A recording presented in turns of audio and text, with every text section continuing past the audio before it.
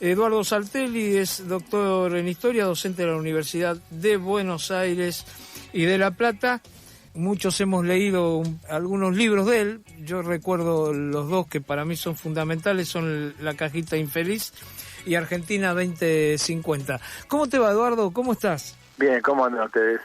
Bien, bueno, muchas gracias por atendernos, ¿eh? No, gracias por llamar. Mira, primero te quería consultar, después hablamos un poquito sobre un balance de del gobierno de Milei, pero ¿cómo viste vos este paro? Hay, por ejemplo, hay sectores de la izquierda que salieron a decir este es el paro, el comienzo para echar a este gobierno hay que echarlo, dicen algunos sectores de la izquierda. Otros dicen, bueno, este paro no tiene trascendencia porque ahora se sientan a negociar, como hizo la CGT hace poquito, después negoció y listo, no pararon más. ¿Vos cómo lo ves? ¿Cómo lo ves vos, Eduardo? Mira, un poco las dos miradas tienen su parte de verdad. ¿Qué quiero decir con esto? Por empezar, digamos que hacer un paro y después sentarse a negociar es casi la naturaleza misma del paro, o sea, salvo que estés en medio de una situación política muy crítica y en una situación en la cual detrás del paro efectivamente un desarrollo de una fuerza social con expresión crítica. Normalmente cuando uno hace un paro es para hacer, nadie hace un paro simplemente porque quiere hacerlo, o nadie hace un paro, no debiera hacerlo, ad eternum, sin ningún límite hasta que se caiga el universo, porque digamos la primera no tiene sentido y la segunda no va a caer, no va a resultar nunca, salvo que estemos en una situación tipo toma de Palacio de Invierno. Ahora una cosita acá, un paréntesis, pero cuando yo decía sentarse a negociar, negocian cosas para los dirigentes, no negocian cosas para la gente. Bueno, desde ahí parece, desde ahí, bueno, seguí. Ahí vamos, digamos. Claro, vos te adelantaste porque es evidente que es así, claro. Lo que pasa es que hay, siempre las crisis empiezan así, toda la discusión es si van a progresar o no. Es decir, siempre, digamos, si los sectores de la economía que se expresan en este paro y los que se van a expresar mañana y los que se seguirán expresando o se han expresado, estuvieran bien, estos dirigentes no te hacen un paro ni por casualidad. Claro.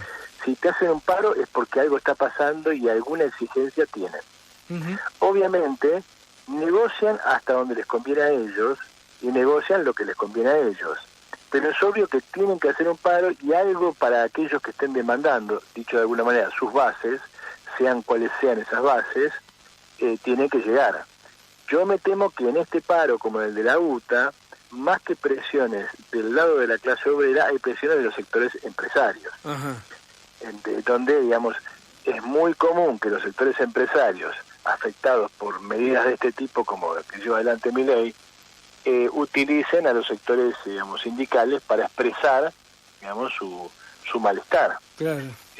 La idea de que la CGT o los grandes gremios siempre hacen paro en defensa de sus bases o motivados por sus bases o empujados por sus bases o obligados por sus bases, no es cierto.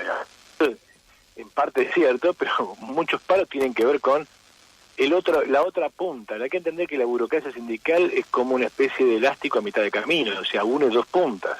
Uh-huh. Y entonces no puede dejar que la base se enoje demasiado porque se estira muy por abajo y eso se puede cortar, y no puede dejar que su vínculo directo, o sea, la patronal, estire demasiado porque se quedan sin función. Entonces, dado que la función de ellos es ese tira y afloje, ese representar a dos mundos parcialmente contradictorios, digamos, de fondo completamente contradictorios, pero a nivel de la relación salarial parcialmente, porque digamos se puede arreglar si conseguís un aumento de sueldo y ese aumento de sueldo lo paga otro, no lo paga la patronal, no lo reciben las bases y lo paga el gobierno o algún otro sector, bajo la forma de algún subsidio o lo que sea. Es decir, detrás del paro de transporte, lo que estamos empezando a ver, yo diría, más que la demanda de bases obreras, que indudablemente debe haber, más que eso, o junto con eso, un reclamo de sectores patronales que empiezan a activarse en contra del gobierno. Uh-huh. ¿Se entiende? Sí. Por eso hay que entender este paro no solamente como la expresión de, bueno, el ajuste está generando malestar y la gente empieza a reaccionar. es cierto, el ajuste está generando malestar y la gente empieza a reaccionar, pero ¿qué gente es la que reacciona? Y yo lo que digo es, no seamos ingenuos, acá hay una reacción de la clase obrera, es evidente que el paro tuvo mucho acatamiento, así que de alguna manera las bases de alguna manera se manifiestan, pero también es cierto que las cámaras patronales han fogoneado esto y lo han empujado como una forma de comenzar un proceso de resistencia contra estas políticas. ¿Entiendes? Sí, sí. Por eso yo lo que diría es, me parece que lo que hay que prestar atención de acá en adelante, sobre todo con la amenaza del gobierno de abrir las importaciones, amenaza que no se va a, digamos, materializar hasta que no aparezcan los dólares, y la novedad es que por ahí se rompió el colchón, eso lo podemos charlar dentro de un rato si vos querés, y entonces puede haber dólares para que haya importaciones. En la medida en que esta medida de las importaciones empiece a pegar realmente, lo más probable es que empiece a haber muchos paros de este tipo y muchos sectores patronales que empiecen a estimular este tipo de movimientos. ¿Por qué? Porque el mercado interno siempre ha actuado de esta manera. Es decir, acá hay un conjunto de sectores burgueses, empresarios, que solo sobreviven en el mercado interno. Si vos llevas adelante una política de tipo liberal, con un dólar muy bajo que permite importaciones muy baratas, y además con una apertura, digamos, del mercado muy clara, el resultado es que las fábricas cierran, los negocios cierran y los obreros se quedan desempleados, con lo cual se abre un camino por el cual, se abre el camino que más le gusta a la burocracia sindical cuando hay crisis, es decir, el camino en el que pueden arrastrar juntos a empresarios y obreros. Es decir, que esto lo impulsaría también un poco lo que nosotros llamábamos en algún momento la burguesía choriplanera, ¿no? Completamente. Claro. Es la que vas a empezar a ver en acción si efectivamente el gobierno continúa en esta línea. ¿Qué es lo que está frenando esta reacción? O sea, ¿qué es lo que está haciendo que por ahora la burguesía no se lance masivamente contra Milei? Sobre todo la burguesía mercado internista. Es que las amenazas de Milei nunca llegan. Claro. Acá lo único que has visto es un ajuste del Estado. Un ajuste del Estado por la vía de los sectores básicamente asalariados del Estado, los empleados del Estado y sobre todo los jubilados. Es cierto que la obra pública le pega a un sector muy grande, al de la construcción, y a través del sector de la construcción a muchos sectores, por lo tanto no es de extrañar que entre las bases de la UIA haya mucho malestar, que todavía no se expresa firmemente, aunque ya empiezan los reclamos, porque de alguna manera la recesión se alarga demasiado, ¿sí? Ahora, si a eso vos le sumás la apertura estilo años 90, yo creo que acá va a haber, que esto que estamos viendo se va a generalizar muchísimo, porque como vos decís, la burguesía choriplanera vive del mercado interno, y ese es el terreno que más le gusta al peronismo, porque es el terreno en el cual el peronismo nació, es una defensa del mercado interno de los patrones que acumulan allí y de los obreros que viven como asalariados de esos patrones. ¿Entiendes? La conciliación de clases con estos sectores, claro. Bueno, ahora... Disculpame, y ahí hay un punto en el cual decime. hay que ver bien la interna peronista, es decir, quién está jugando en qué lado. ¿Sí? Porque la interna peronista, digamos, está muy partida, hay sectores que se van con Milei, hay sectores que tratan de mantener un peronismo unido con esta idea de cierta defensa del mercado interno, de cierta perspectiva industrial, y hay sectores más belicosos que apelan a las bases como forma de movilización todavía no evidente, pero en esa línea. Es decir, me estoy refiriendo a los gobernadores tipo Jaldo, a Kicillof y a Cristina. Entonces, según cómo evoluciona la situación, a los que más les va a gustar esta línea van a ser los que estén en la línea probablemente Kicillof y compañía, es decir, la idea de que podemos empujar lo que vos señalás, la conciliación de clases, y aparecer como progresistas contra un gobierno que va contra todos, ¿se entiende? Está muy muy claro. Bueno, recién en el último momento Milei echó a Mondino. Sí, sí. Así que bueno. Se nos fue Diana, pobre. Se fue Diana después de todos los problemas que tenía para expresarse, ¿no?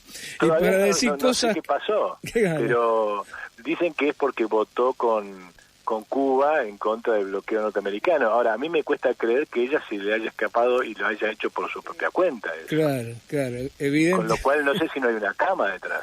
Claro. Y bueno, pero viste que ellos siempre empiezan el que les mete una cosa en una comunicación del gobierno, el que les hace siempre terminan diciendo que bueno, que fue otro el que lo hizo, ¿no? Claro, pero esto es medio como muy violento, digamos, claro. Porque vos fíjate que la otra metida de pata de Mondino no creo que le hubiera molestado demasiado a Milei, es decir, que le ponga Falkland a las Malvinas, no creo que a Milei le saque urticaria. Claro. Pero este asunto es evidente que sí. La pregunta es, ¿se mandó sola? Claro, ¿qué pasará ahí alrededor de todo eso? Y vos fíjate que hay una interna libertaria también, ¿no? No, bueno, sí. Que está con Villarruel y compañía, ¿no? Sí, sí, que bueno, que siempre la duda que nos queda cuando se habla de que se vayan, ¿no? Siempre que si se va este gobierno y se sigue todo democráticamente, bueno, sigue Villarruel, y si no es Villarruel, no sé, traerán a alguien como hicieron con Duhalde en la época de la Rúa. Siempre hay un problema en la Argentina con eso, ¿no? Cuando se adelantan. Hay un problema siempre de alternativas, pero yo te diría lo siguiente. Sí. Milei está atravesando hoy su mejor momento político, y tal vez por eso aprovechó para echar gente molesta como Mondino. Hay que ver si eso no es parte de la negociación con Macri, habría que verlo. La cuestión, o la negociación o la oposición con Macri, vaya a saber cómo anda la cosa por allá adentro, ¿no? Pero lo que está claro es que Milei está hoy en su mejor momento en términos económicos y en su mejor momento en términos políticos. Ahora, si lo que está pasando es apenas un veranito que simplemente está acumulando más tensión por ese asunto de lo que los médicos llaman empecinamiento terapéutico, es decir, le estoy dando un remedio al enfermo, veo que la cosa va mal y en vez de cambiarle el remedio, agrando la dosis. Un poco lo que está haciendo el gobierno es eso. Si eso llegara a desbarrancar en algún momento, antes de las elecciones, o en las elecciones habría que ver, lo cierto es que yo creo que no hay lugar para Villarruel, no hay lugar para los peronistas cercanos a Milei, no hay lugar para Macri, no sé si hay lugar para Cambiemos. Es decir, la crisis, la debacle de un gobierno Milei, a mi juicio, no deja títere con cabeza e inaugura un proceso que, digamos, con el tiempo puede llegar a estabilizarse como sucedió con el 2001, pero inaugura un periodo de crisis muy notable, ¿se entiende? Por eso hay pocos que empujan en ese sentido. Eduardo, cuando vos decís mejor momento, porque viste, lo que uno ve es que Milei dice, bueno, paramos la inflación, y la inflación, la verdad, hay que ir a comprar para darse cuenta, o hay que pagar los servicios, ¿no? Mes por mes, que se ajustan inclusive por inflación. Uno ve, bueno, los bolsillos de los jubilados totalmente quebrado. Los bolsillos de los trabajadores, la mayoría de los trabajadores son pobres, ya eran pobres con el peronismo, pero hoy siguen siendo igual de pobres, son más todavía. ¿Por qué mejor momento económico? ¿Solamente por lo financiero? No, mira, la primera cuestión es que el mejor momento económico y político de Milei tiene que colocarlo en su propia historia, es decir, el gobierno asume en condiciones muy difíciles, y provoca una crisis que en algún momento amenazó con descarrilar y llevarse lo opuesto. Y entonces, ¿qué llamamos el mejor momento de Milei? Primero aclaremos una cosa. La gente confunde muchas veces deflación o desinflación con disminución del ritmo de crecimiento de los precios. La inflación es un crecimiento generalizado de los precios, no de este o de aquel, sino del conjunto. Dispar, pero del conjunto de los precios. Bien, que la inflación que de 4 a 2 no significa que bajaron los precios, ni significa que hay un proceso de deflación generalizada, así cuando todos los precios van para abajo. No, significa que la velocidad y la magnitud del crecimiento de los precios es menor. Y entonces en vez de subir al 4, suben al 2. ¿Sí? Lo cual es una tasa de inflación muy grande. Es decir, que estemos hoy entre el 2,8 y el 3,5, está dando más o menos entre un 50 y un 60% anual. Entonces, Y eso es una inflación muy alta para cualquier país. Sí, lo que pasa es que nosotros estamos acostumbrados a inflación del 100%, del 50%, del 200%. Entonces, digamos, ya cualquiera tira cifras, incluso la más disparatada de todas, el 15.000% de ese invento de Milei, y, digamos, la gente se lo cree porque estamos acostumbrados a esas magnitudes. Ahora, ¿qué es lo que sucede? El gobierno tiene un plan. Ese plan, ¿cómo va? Uno, efectivamente, ¿está logrando hacer un ajuste? Superficialmente sí. Claro. ¿Está recibiendo una andanada de lucha social? No. ¿Está cayendo en las encuestas de manera comparable a semejante ajuste? No.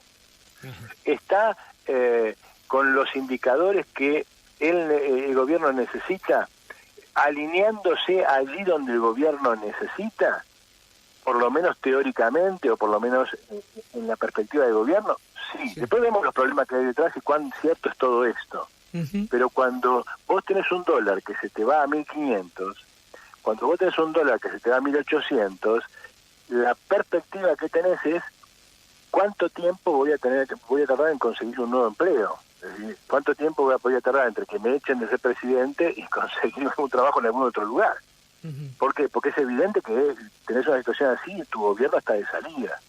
Si eso no lo controlás, es kriptonita. Ahora, lo que está pasando es al revés.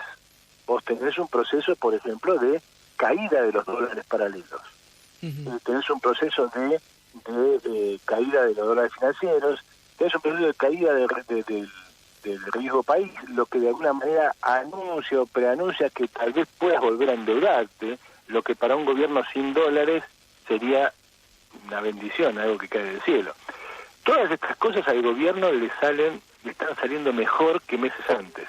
Eso no quiere decir que la economía vaya bien. Ya hemos dicho acá, insistimos, el verdadero ancla de este gobierno es la recesión económica. O sea, esto funciona porque la Argentina está en recesión, por más que digan que hay una cierta recuperación de la actividad y hay algunos brotes por aquí y por allá, y este mes lo que vos ves es una economía que está en el subsuelo. Ahora, sí, Eduardo, y vos ves justo vos hablabas, la economía está en el subsuelo.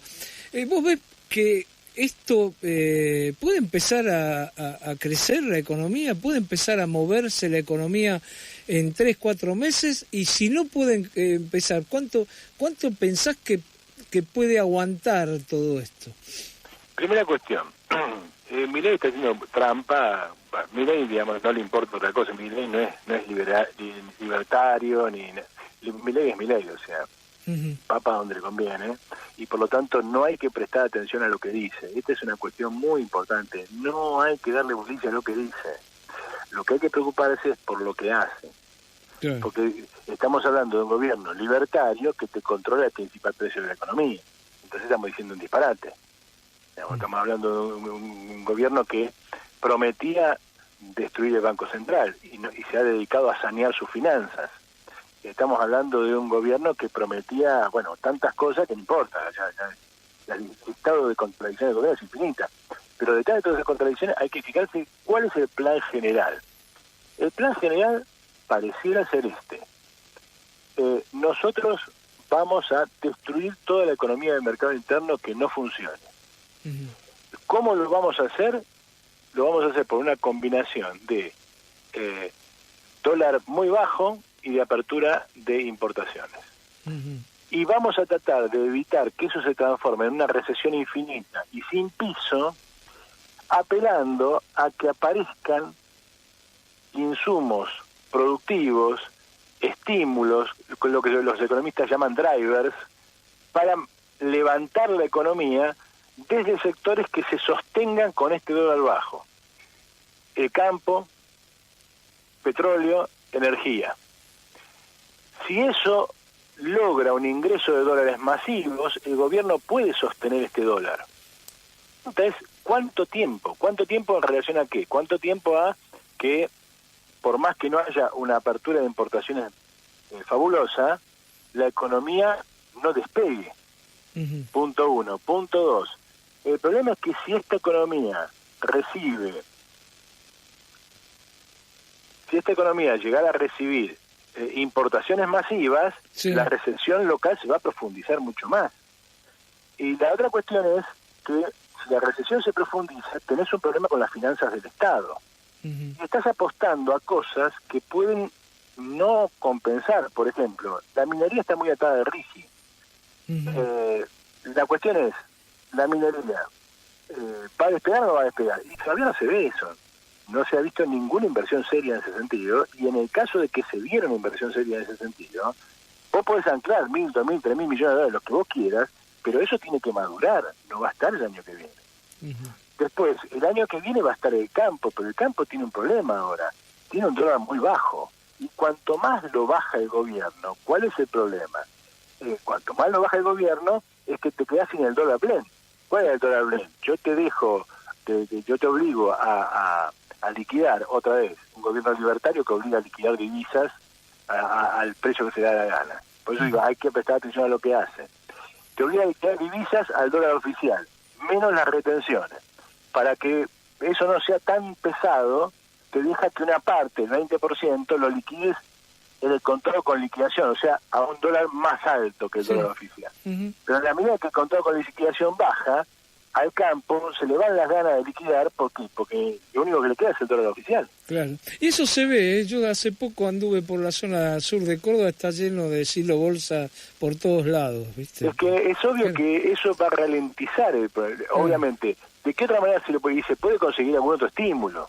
Para, digamos, entonces, por ejemplo, uno de los grandes estímulos es el famoso carry trade. Claro. Es decir, vos vendés en dólares, en pesos, pones todos esos pesos en el banco y la tasa de interés que eso te está dando a un dólar, a pesos, te da prácticamente nada. Claro. Pero si lo comparás con un dólar que se achica, que se atrasa, cada vez la tasa en dólares es más grande. Claro. Claro, el tema que eso, Eduardo, lo que ha demostrado en Argentina, bueno, el periodo más largo fue el periodo del menemismo y lo pudo sostener con un endeudamiento feroz y con la venta en ese momento de todas las empresas, hoy que eran del Estado. Hoy parecería que esa situación es más difícil y que podría ser hasta antes, ¿no? Que haya que hacer una devaluación. Lo intentó Macri en el 2016. Claro. Es más, el propio presidente acusó a Caputo de ser un HDP porque se liquidó 15.000 millones de dólares en 3 días para sostener una paridad imposible, y eso inició la debacle del gobierno Macri. Claro. Ahora, la pregunta es, ¿van a aparecer dólares para eso? Ahora tenés dólares que de alguna manera te mantienen cierta actividad económica.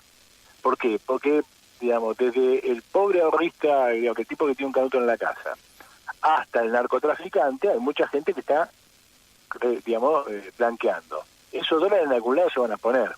O los pone el propio blanqueador, los puso en el banco, esperó un mes, los sacó y compró algo, un departamento, o el propio banco presta a tasas relativamente baratas a exportadores, es decir, a gente que se compromete a devolver dólares, ¿sí? Entonces, si eso sucede, algún grado de reactivación de la actividad económica va a haber, y de hecho hay una expansión de los créditos.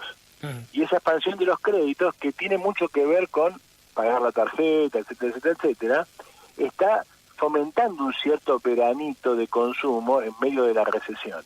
Cuando digo veranito de consumo, te imaginas de qué estamos hablando. O sea, sí. Es lo que explica que esto no se haya transformado en una ladera de montaña infinita, ¿no? Y que de alguna manera se haya estabilizado o haya, digamos, empezado una especie de L con alguna tendencia muy lenta a ascender en algún momento. Ahora, ¿cuánto se sostiene esto? Esta es toda la discusión. Si vos ves al gobierno hoy, el gobierno hoy cree que es infinito, que esto lo van a sostener hasta las elecciones, hasta octubre. Y hay gente que, como Marina de Polito, que saca las cuentas y dice, bueno, la verdad que ahora, hasta octubre, si sumás todo lo que puede llegar a entrar, etcétera, etcétera, etcétera, puede ser. ¿Qué? La pregunta es, este modelo, ¿cuánto aguanta con esto? Esta es toda la discusión. ¿Y qué pasa cuando levantás la tapa? Está clarísimo, Eduardo. Bueno, Eduardo, se nos fue el tiempo, pero igual te voy a dar un par de minutos para que cierres si algo que te faltó decir sobre lo que estábamos charlando. No, brevemente, me parece que es importante retomar la cuestión que vos planteabas al principio, que es esta idea de, está bien, se va Milei, lo echamos, a la corta o a la larga viene otro, ¿sí? Entonces, insisto con esa cuestión, no es por pasar, digamos, propaganda propia, pero sea cual sea la alternativa, es necesario pensar en una alternativa política. Mucha gente puede llegar incluso a entusiasmarse si de acá en adelante, o como puede suceder, hay una reactivación de la lucha social. Pero si esa reactivación de la lucha social no va acompañada de una propuesta política superadora, es imposible. Acá hay dos modelos de país. Vos podés mejorar la Argentina, aumentar la condición de vida de los argentinos mediante un efecto momentáneo, es decir, dejamos que los argentinos usen sus ahorros para comprar en Chile, en Uruguay, o para importar directamente y no tengan que viajar. Eso va a ser un veranito del consumo donde las joyas de la abuela van a ser verdaderamente las joyas de la abuela, o sea, las tuyas, porque Milei está haciendo esto que él llama dolarización indirecta o una forma de ese tipo, endógena, la está haciendo con los ahorros de los propios argentinos. Ahora, esto va a durar, ya te digo, toda la discusión es cuánto dura. Esto va a durar un año. Entonces, va a quedar un país del India. Es decir, pocas empresas que puedan sobrevivir y que le den pie a un sector muy limitado de la población y un mar de desocupados gigantescos. La otra es aumentar la productividad y que lo que uno produce sea más barato y por lo tanto pueda conquistar el mercado mundial y pueda acceder a los precios del mercado mundial de una manera realista. Compro cosas en el exterior porque vendo cosas en el exterior y vendo cosas caras con mucho trabajo nacional y por lo tanto mi trabajo vale mucho y por eso puedo comprar lo que se me da la gana. Estas son las dos alternativas y todo el espectro político se inclina por la primera. Claro, está muy claro. Eduardo, te agradezco mucho por esta comunicación. Te mando un abrazo grande a ustedes. Gracias por llamar. Muchas gracias.